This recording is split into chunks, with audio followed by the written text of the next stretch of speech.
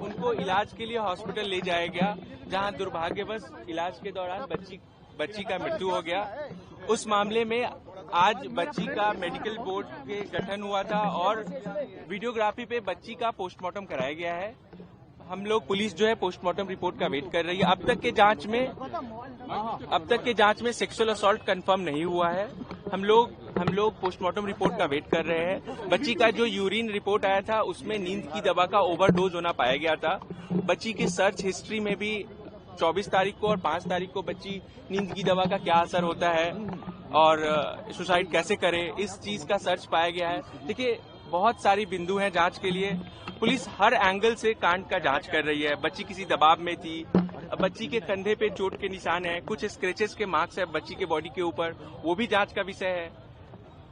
Police हर angle से जांच कर रही है। इसमें साक्ष्य के साथ जो भी कार्रवाई होगी वो की जाएगी।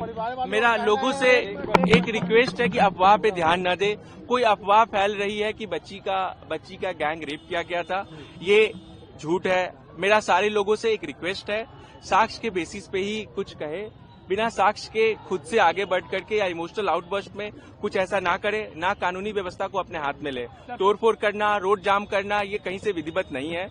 उनकी जो डिमांड है वो आकर के पदाधिकारियों को बताएं, मुझे बताएं, सिटी एसपी सर को, एसएसपी सर को, कहीं भी आकर के अपना बात रखें। उनकी जो भी डिमांड है बिल्कुल हम लोग उसको। कि जब वो बॉडी पीएमसीएच से लेकर निकल रहे थे तो किसी डॉक्टर ने उन्हें फोन किया और कहा कि दुष्कर्म हुआ। देखिए, वही ये अफवाह है। अभी तक कोई डॉक्टर कहीं पे भी, अब तो मेडिकल बोर्ड का गठन होकर के और बोर्ड के सामने वीडियोग्राफी पे बच्ची का पोस्टमार्टम हुआ है, तो ऐसी अफवाह से हम आप लोग के थ्रू सब लोगों से अपील करेंगे।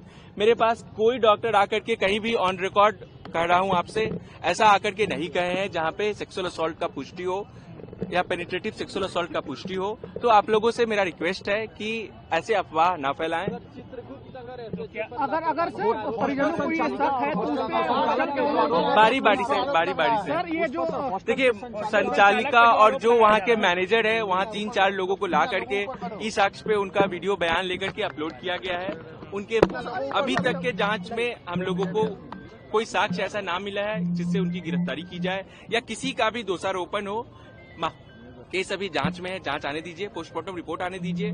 बच्ची का जो यूरिन रिपोर्ट है 8 तारीख का, उसमें नींद की दवा का ओवरडोज होना पाया गया है। जांच में बाकी डॉक्टर भी यही कहे हैं। अभी तक अनुसार जो इनफॉर्मली कहना था डॉक्टर्स का, बच्ची के माइंड में जो फीवर है वो माइंड तक पहुंच गया था। तो बच्ची का मृत्यु किस कारण से हुआ है यह भी स्पष्ट नहीं हुआ है, वो स्पष्ट होने दीजिए। पुलिस बिल्कुल साक्ष्य के बेसिस पे अपना निर्णय लेगी। पुलिस जो है इमोशन में आकर के नहीं करेगी। आप मीडिया बंधु से मेरा अनुरोध है कि कृपया अफवाह जो है ना फैलने दें, ना फैलाएं कहीं से भी। में एक गलतफहमी है कि चित्रगुप्त नगर एसएचओ के द्वारा हॉस्टल संचालक को हॉस्पिटल से अरेस्ट किया गया और थाने पर ले जाकर फिर से छोड़ दिया गया, तो क्या इस मामले में किसी तरह की लापरवाही? हॉस्पिटल जो उसके हॉस्टल के संचालक है, वहाँ पे 2 और मैनेजर्स थे, जो वहाँ का दरबान था और जितने लोग थे सबको लाकर के पूछताछ की गई है। पूछताछ और भी ढेर सारे लोगों से की गई है। गिरफ्तारी किसी की नहीं की गई है। बिना साक्ष्य के पुलिस किसी को गिरफ्तार नहीं करती है। किसी निर्दोष को जेल भेजना पटना पुलिस कभी वो चीज नहीं करती है। साक्ष्य के घंटों से सड़क जाम है। नहीं, लोगों से अभी बात की है, उनका जो ग्राइवेंसेस था उनको बताया गया, लोगों से अपील भी किए हैं। अगेन आप लोग के थ्रू लोगों से अपील करेंगे कि अगर उनके पास, उनको लगता है किसी बिंदु पे जांच नहीं हो रहा है, उनके पास कोई साक्ष्य है, उनको कुछ पूछना हो, वो आकर के मेरे पास आ सकते हैं, ईस्ट एसपी सर के पास जा सकते हैं, सीनियर सर के पास जा सकते हैं।